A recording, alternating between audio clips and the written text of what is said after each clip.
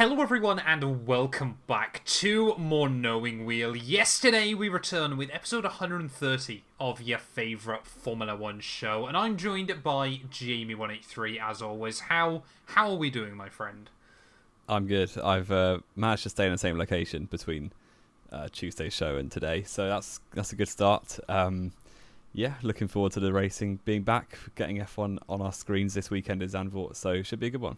Yeah, finally, it's returned once again. Of course, the last couple of shows, Jamie, I was looking back, of course, the last couple of shows we've done very, very early in the morning. This one we're doing quite late at night, so trying to keep it balanced. We might return next week with a sensibly timed podcast. Who knows? But, of course, quickly, before we jump into this, so Jamie, have you got your streamer at the ready? Have you got your party popper? I haven't. This was not on my script, I'm afraid. We have hit 100 subs on the No One Wheel YouTube channel. Thank you very much, everyone. Because we've actually started promoting it ever so slightly. And I'm going to continue to promote it. So, Jamie, we are currently sat at... We've smashed 100. We're at 112. How many subs are you on YouTube? Like 500 and something. Well, there we go. So, there's your challenge. I haven't uploaded in 2 years. The goal now by the end of 2023 is to catch up Jamie's personal YouTube channel. But, we do want to say thank you, of course. The podcast is always kind of in its own separate entity, unrelated to kind of my normal channel stuff.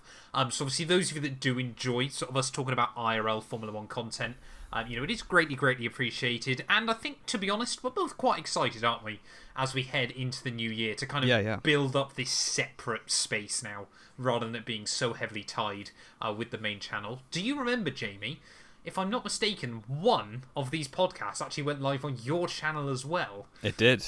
That's my second most recent video, I believe. Or maybe is it? Third You've done one video since then. The one video I did was sent to me by Pirelli Hot Laps when I went around Silverstone. Nice. Love to see it.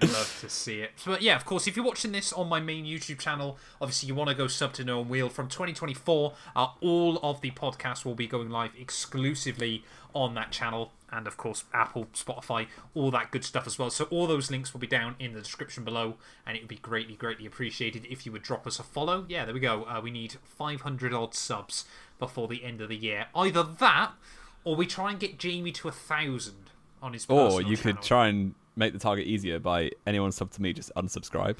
Unsub from Jamie and just sub to the podcast. The podcast has a lower target then. There we go. We'll meet in the middle at about 300.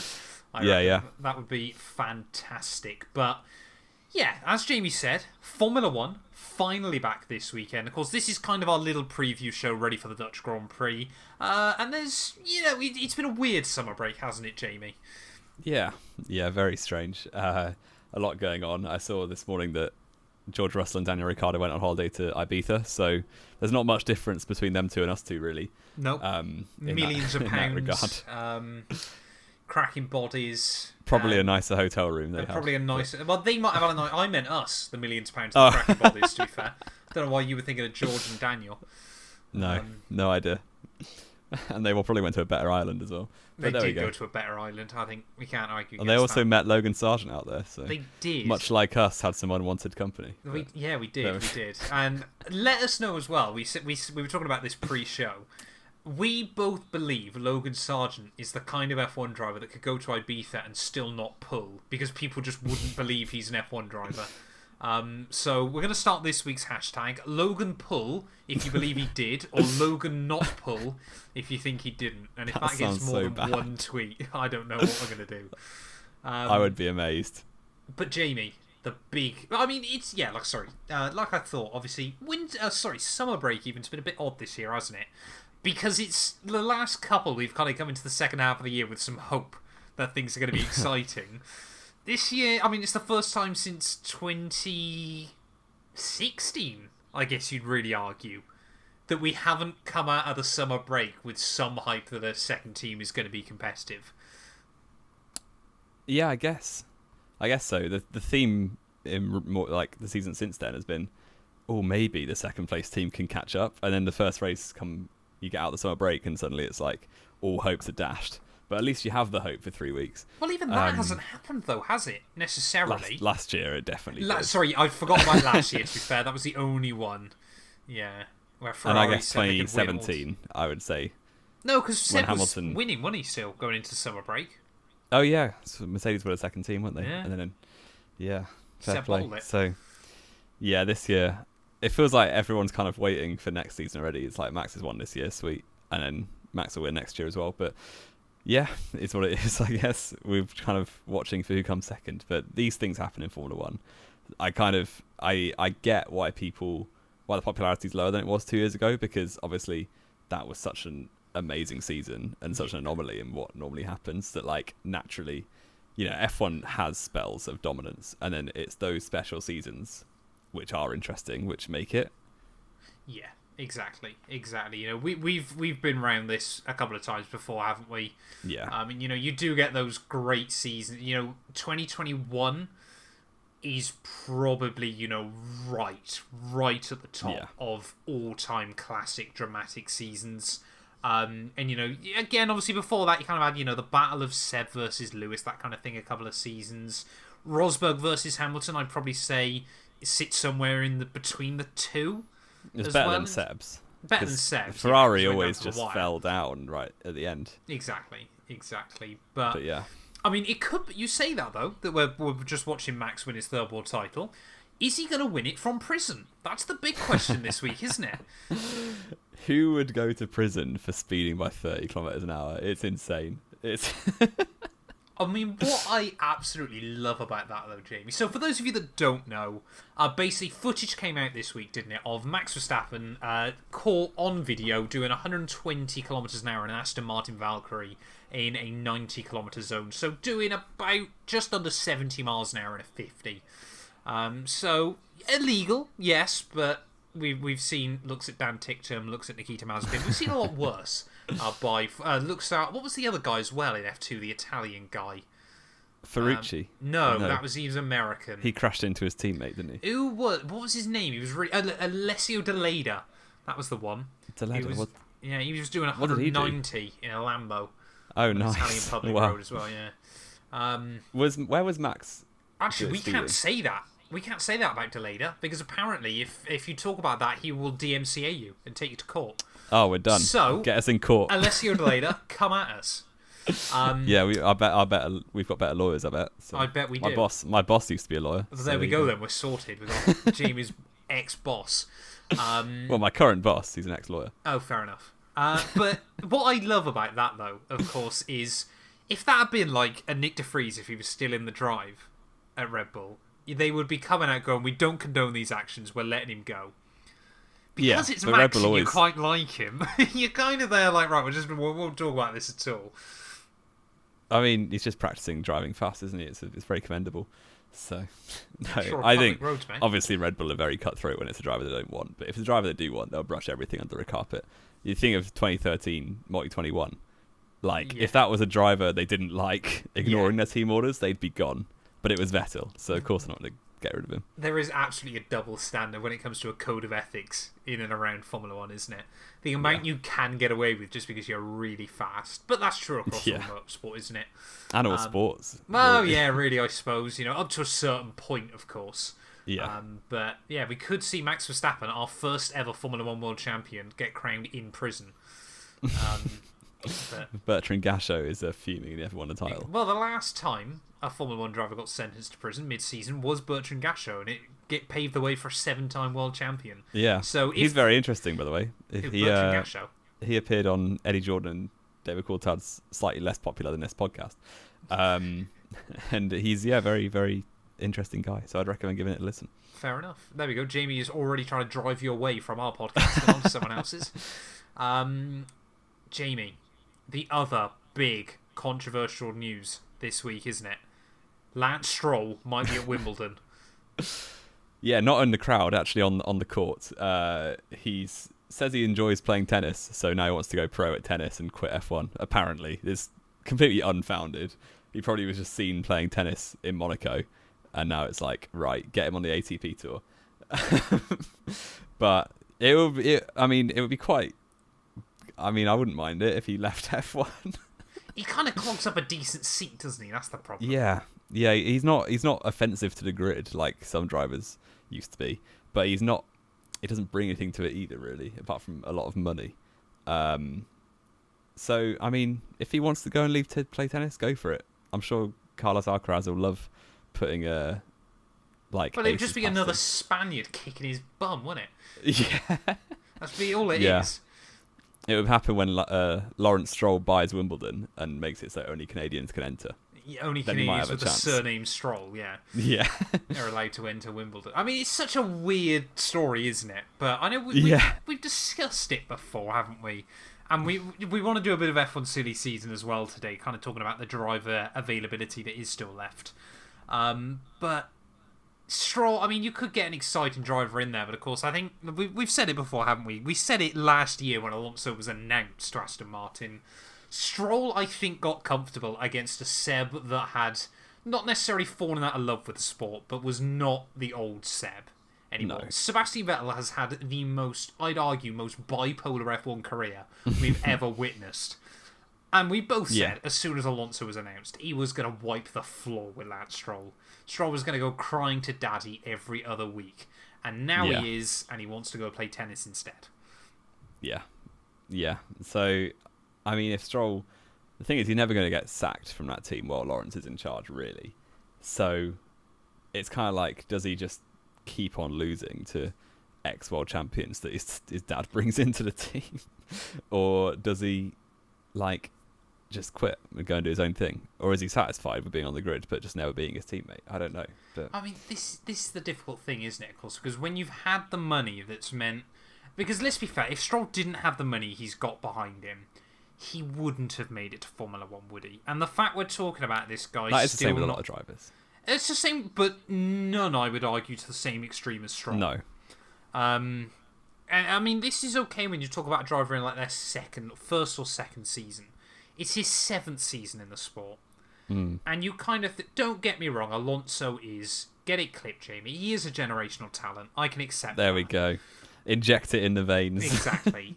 But is this now kind of the season where, of course, to get to Formula 1, you've got to have this selfish belief that you are good enough to win a world championship, that you have got what it takes. Yes, some drivers will know they need some circumstances to fall their way. You get a Jensen Button where you get one car that's OP for a while and you snag one away whilst you can. Yeah. But I mean, the thing is, Stroll just kind of realised that he doesn't have that this year. Yeah. Not this year, not really shown it in any year. But, I mean, yeah, it's a shame. I think you take, I don't know, most of the drivers, other than the ones in their first, second, third season, they're gonna think, if it went my way, if I had the best car and the teammate that is similar ability, I'd beat them. Like, you think of people like, I don't know, Magnussen, Perez, Hulkenberg, those kind of drivers. If they got a dominant car and their teammate wasn't Max Verstappen or Lewis Hamilton, they'd be like, yeah, I've got a shot here at a championship. Yeah. I don't think Stroll would ever think that. Well, he might think it, but I don't think it's justified. Well, he might, but yeah. He might not be thinking it in our reality, I think, is the sad thing. And I mean, it let's be fair, it could even be other things in Aston Martin as well, It could be Alonso's come in, he's wiping the floor with you. It'll be, you'll see an engineer looking over at their side of the garage, wishing he was over there. You'll have Alonso's staff, feeling motivated, feeling ready to go into a weekend. Yeah. And you'll walk in and if you walk in, obviously we're not Formula 1 drivers, we never will be Formula 1 drivers, but how much must you sit there at night and just stare at the ceiling with your eyes open if pretty much every single person that works on your car wishes they were on the other side of the garage? Yeah, and you probably find it quite patronising when Alonso's playing nice and letting Stroll have results here and there and giving him advice mid-race and stuff like that. It was quite funny for Alonso fans and for just general people watching. But Has Stroll got any fans? But if you're Stroll himself, he's probably feeling super patronised that Alonso's trying to tell him how to drive better mid-race. Yeah. It's like he's got the capacity to be absolutely wiping the floor with you and give you advice. And trying to tell you how to get quick. Get good, son. You'd almost rather him not be being nice and just wiping the floor. A bit like what we saw with Norris and Ricciardo last year. Yeah, I think... Yeah, it's so difficult, isn't it? I mean, right now, Jamie, if you had to guess, would Lance Stroll be in that car next year? Yes, he will be. Fair enough. I don't see him lining up on the courts of Wimbledon, to be honest. I don't think he'll be at Wimbledon yet, but apparently he is a very good tennis player. Yeah. You know, I think for the amount of stick we do give Lance Stroll, and, you know, the money and that kind of thing as well, at the end of the day, he has proven on occasion that he has got what it takes in Formula 1. Well, he's a pole sitter. He's a Formula 1 pole sitter. He's a podium finisher, which Nico Hulkenberg can't claim. You know, you have still got to have that way of thinking in your brain that allows you to get to that close to the top still. You know, has he got that God-given gift that a Verstappen, a Hamilton has? No, he doesn't.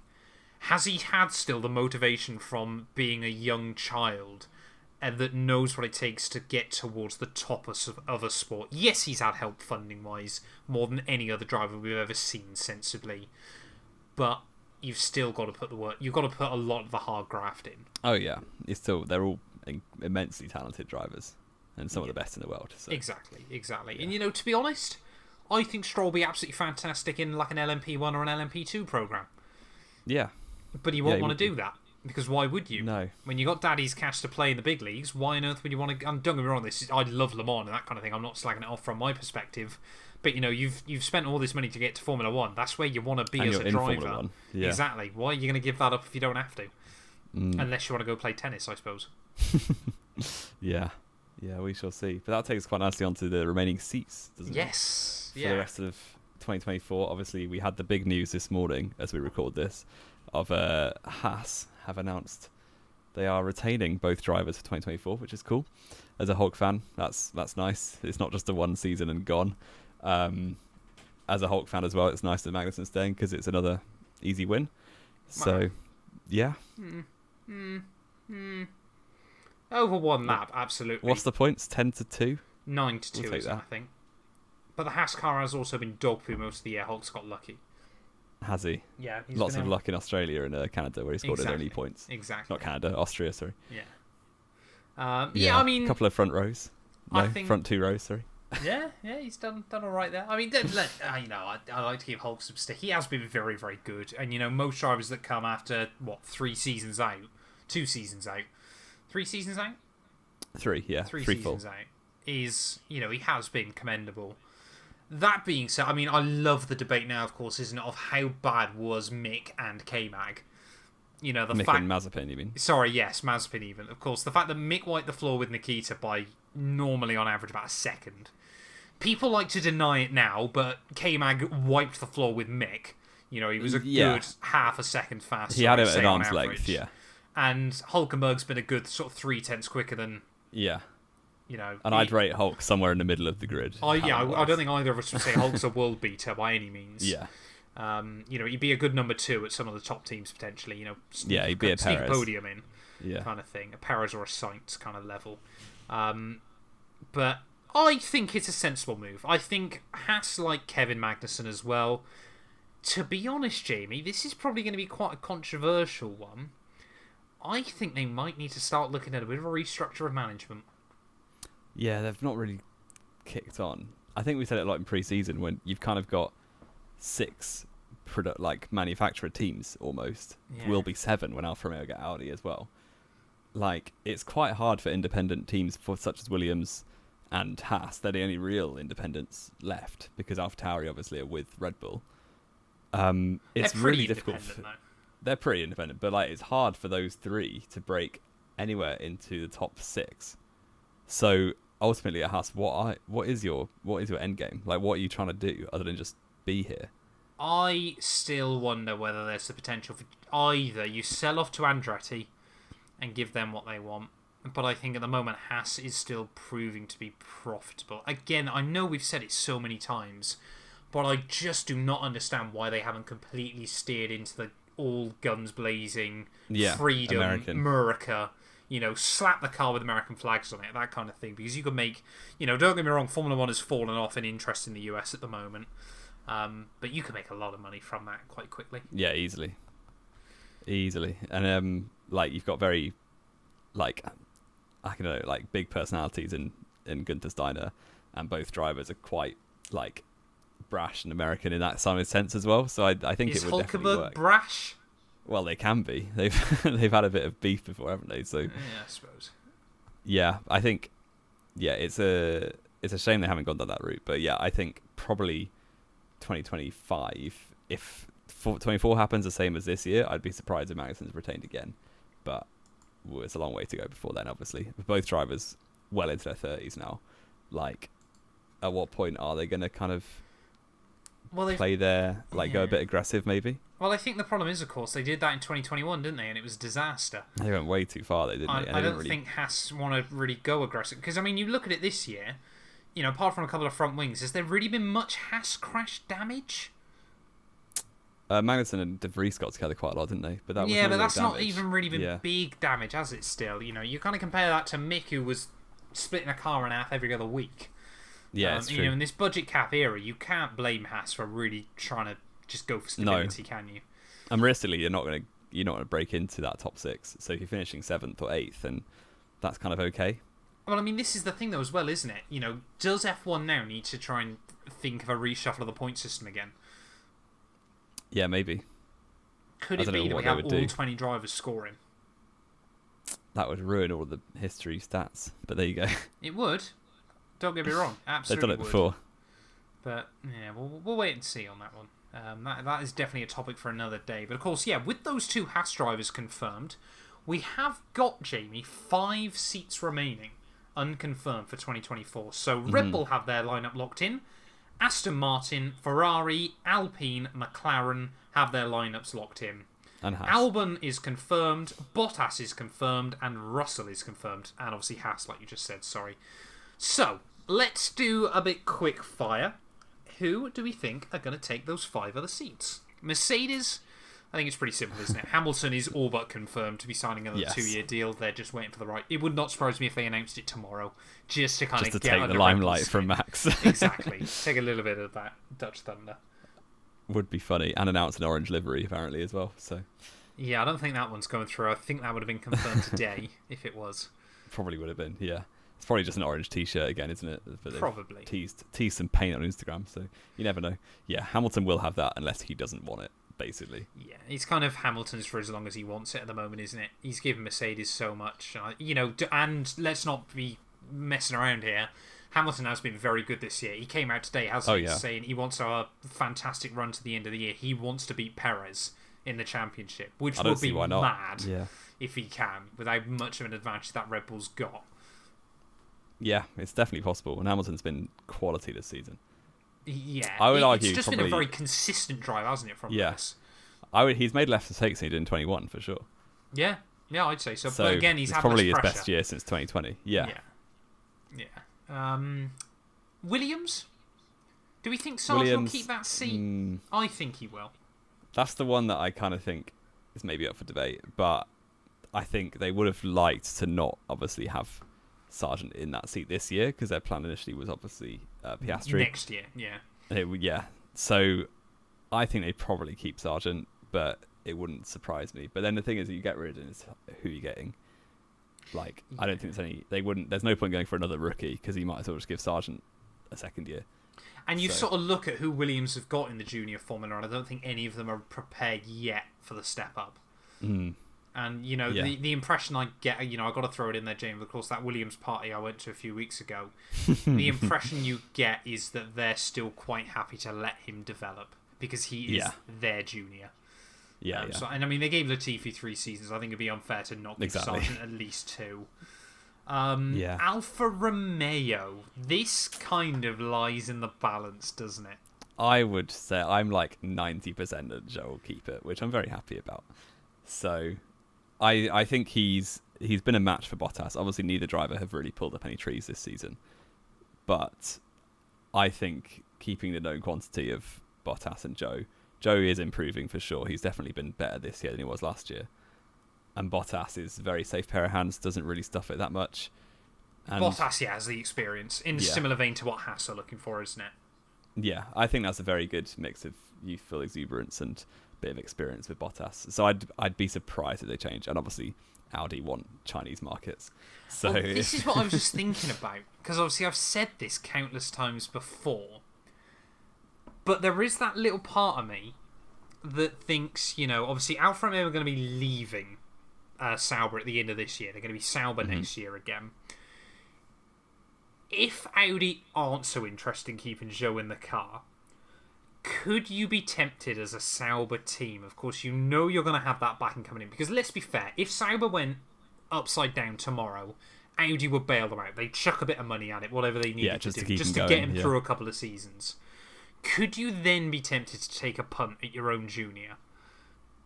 Who, Teo? Poor chap. Yeah, if he wins Formula 2.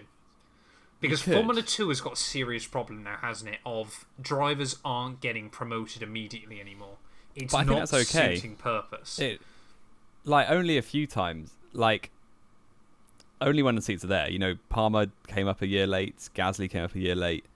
Van Dorn came up a year late. It's been going on for a long time. De Vries has come up years late. Drogovic hasn't made it. Piastri came up a year late. It is kind of only really, Russell, Hamilton, Rosberg, Hulkenberg, and Leclerc. Yeah, I can't think it. I think there's only those 5 who've gone straight in after winning it. Mick. Was he straight in? Yeah. Yeah, he was, wasn't he? Yeah. I forgot he'd actually won it. I mean, because it's the luckiest season ever. Haven't we?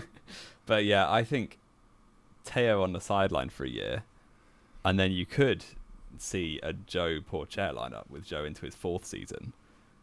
But that also requires Bottas to want to give it up, and Bottas seems to be vibing right now. He seems to be doing his own thing. I don't really he's been anonymous all season, really, hasn't he? Well, I think he's more than happy to take a few million quid and just rag around a Formula 1 car a few weekends a year and just do what he wants. Could you see Bottas go to a Williams or something? Back where it started? I can't. Their setup is around Albon. And he cut off ties with Mercedes a long time ago, didn't he? So, exactly. Yeah. I don't think he'd want to end up back there. I would be very, very annoyed and surprised if Joe lost that seat. I would surprise me as well, but that being said, Sauber have done weird things like this in the past. Well, they hired 3 drivers once. Exactly. The thing that's getting me about this, Jamie, is of course Hamilton, like we said, we think is locked in. Sargent, we believe, is locked in. Zhou Guanyu, if I was a betting man, I'd still probably argue towards he's locked in. Haas have locked in both their drivers, which is no changes. There has never been a Formula 1 season where there has been no rookie driver. It's never happened. Wow. Is 2024 going to be that season? There's always been at least one change. I would back it probably will be. Because even if AlphaTauri do change, I guess it could be Lawson. But that's Tsunoda's getting the job done. And obviously Aston Martin have already spoke about him for the future, so it would not surprise me. I mean, could Red Bull get rid of him for a year just to do Super Formula and put Lawson the other way? I mean, Tsunoda wouldn't want to, would he? No, there's no way they'll take Tsunoda out. Tsunoda's in that AlphaTauri next season, for sure. I guess it depends on how well Ricciardo does. Yeah. If Ricciardo keeps getting rinsed by Tsunoda, I say keeps, it's only been 2 races. If he does get rinsed by Tsunoda... And he didn't even get rinsed by him in one of them. No, he's done it right so far. But if Tsunoda keeps him at an arm's length quite comfortably, you could probably see Ricciardo going back to being 3rd driver at Red Bull. In which case, it's probably Lawson who comes in, and he's the rookie. Yeah, because, I mean, let's be fair. Sensibly at the moment, there's, 4 junior drivers that look like they could be on the road to F1 soon. Lawson, Porsche, Vesti, and Ollie Behrman. Yeah, they are the and you've got other ones beneath. Who's the Finnish one at Ferrari? Kimi Antonelli. No, not Kimi Antonelli. No, it is him. He's not Finnish. He's Mercedes as well. He's not Ferrari. So neither of the things I said were correct. He's in F3. He's got a couple of years. He'll be very good once he's up there, for sure. It is bizarre, isn't it? It does feel like there are not enough seats at the moment to go around.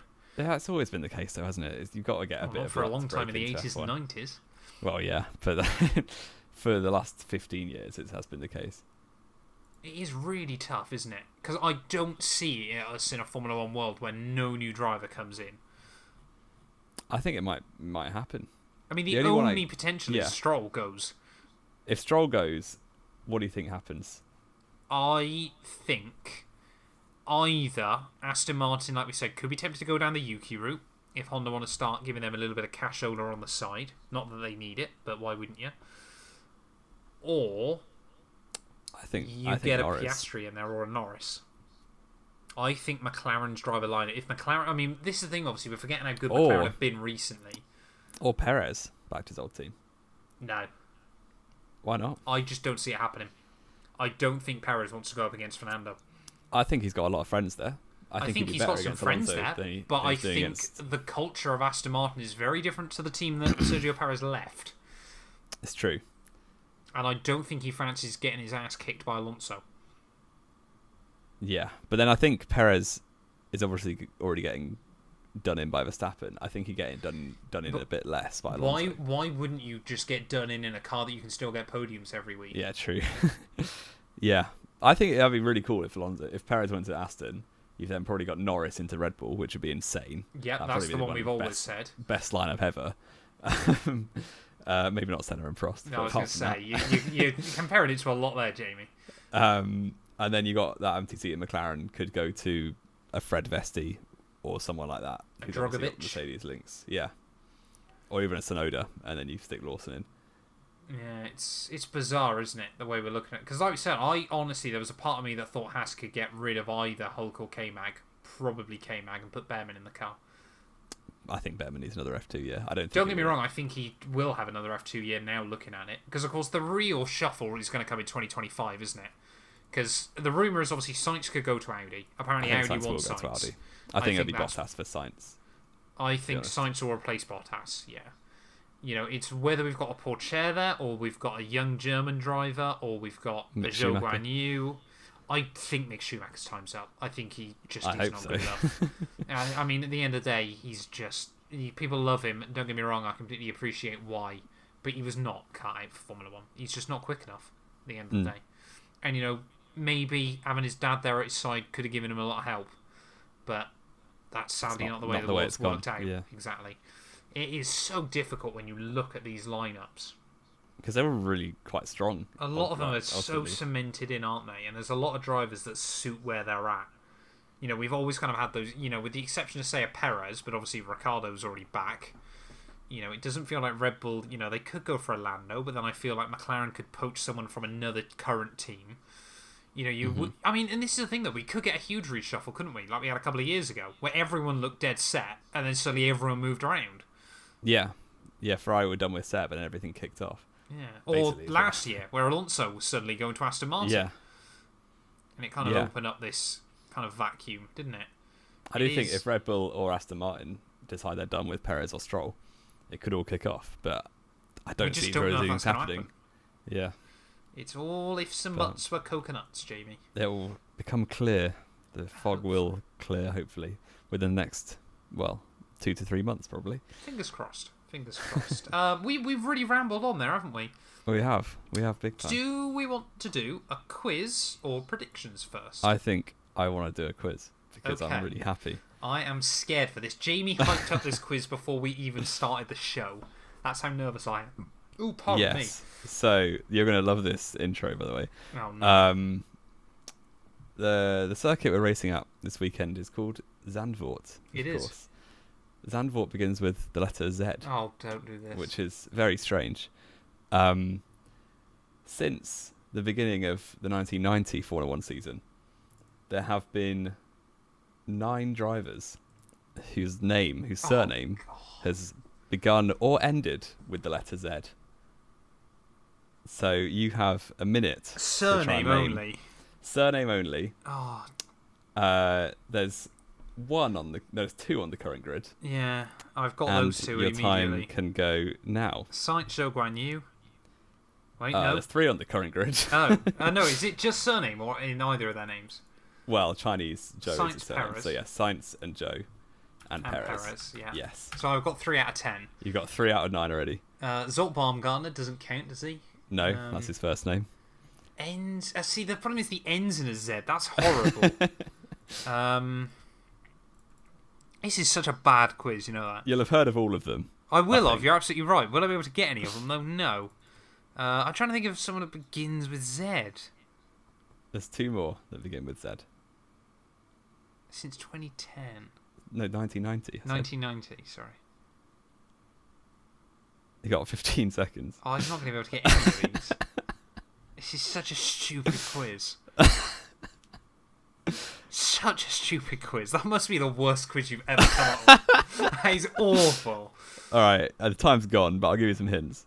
Okay, yeah. Go on, let me try and get some of these. All right, so used to be Rosberg's teammate, Nico Rosberg. Oh, Kazuki Nakajima. No. No. That doesn't start or end with a Z. No, it doesn't. There's a Z in there, though. Oh, no, I was going to say Kobayashi, but that's not right. No, Used no to be Z's there. Rosberg's teammate. He had... Oh, Alex Wirtz. There you go. Yeah, I should have got Alex Wirtz. He always appears. Guy who raced in the late 90s, now a Paralympian. Oh, Alex Zanardi. I always forget he got to Formula 1. He did. Guy who got passed inside and out at Spa. Oh, Zonta. Yes, Yeah, Ricardo Zonta. Should have got that. Guy who I've been on a bus with at Silverstone. Oh, dear me. I can't remember him. Hulk's former teammate. That might help you. Hulk's former teammate. Not Barrichello. Not Maldonado. Well, he was never teammates with Maldonado. Force India. Wasn't Paul di Resta. Can you give me another hint? Mexican as well. Oh, Gutierrez. There you go. Yeah. And then the other two are fairly hard. Go on. Try and give me some one hints. race for Sauber early 2000s. Pitsonia? I think he's Brazilian. No. Not Pitsonia. I think he's Brazilian. It's not Rossit Tossit. Oh, Pedro Diniz. Yeah. Yeah. And the other one, his son raced in F2 for quite a while. Swiss. His son raced in F2 for a while. Swiss. Was it F2 at the time? His son raced in F2 like really recently. Oh, like must have left in 21, I reckon. 2020, 21. And his dad raced in Formula 1. Swiss? You did a podcast with him on your old podcast. Did I? With, well, one of your colleagues may have done. I can't remember if it was you or them. I don't think it was me. Oh, if it was me, I'm so sorry. So he must have had quite a long career in F2. Yeah.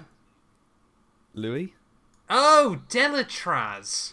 There you go. Yeah, cool. That was quite a hard one. I enjoyed making that quiz. I hope you enjoyed it. Because his at home. dad was awful in Formula 1. Well, yeah, but you still raced. He So. did. Not very well. What is Delatraz doing? I remember Murray Walker saying. One of the best Murray clips of all time. Yes. Jamie. There you go. That's all of them. Will Red Bull go undefeated for the rest of the year? Could it happen? I really don't think it will. It could. It absolutely could. I feel like every single weekend I'm like, I don't think they'll be in. Yeah. But then every single weekend passes and they've just won another race. So yeah. And they've I still think done it with everyone at arm's length. I mean, I feel like we'll know this weekend. No, I don't think, because I think they're going to have the pace to win every weekend. But I just think at some point, they like Max will have a DNF for reliability, or like a turn 1 crash. And, Will he though? And Perez will have issues, and then like a Hamilton or an Alonso can win a race. I do hope so. I hope it's Hamilton. I just think it'll happen. Yeah, I hope it's Hamilton. I hope it's Hamilton. Hamilton gets 104, I'm genuinely quite happy. Yeah. At this point. Well, it just therefore keeps his poles and his wins even as well, which Yeah. is much easier for all of us. Well, we could take a pole off him. No, let's not. Saudi Arabia 2021. Why are we taking that off him? Don't hit the wall. Pretty simple. I know we've said it before, but Max bottled the end of 21 so hard. Oh, he did. Anyway, let's not go down that rabbit hole once again.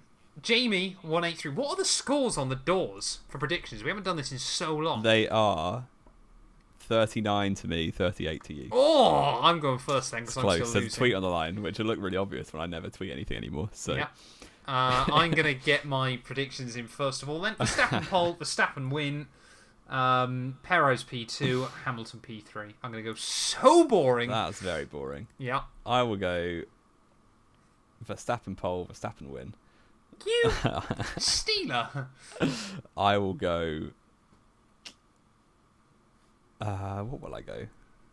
I'll go Perez win. Alonso P2. Sorry? Oh. What? Alonso what? Alonso win. second. Yeah. No.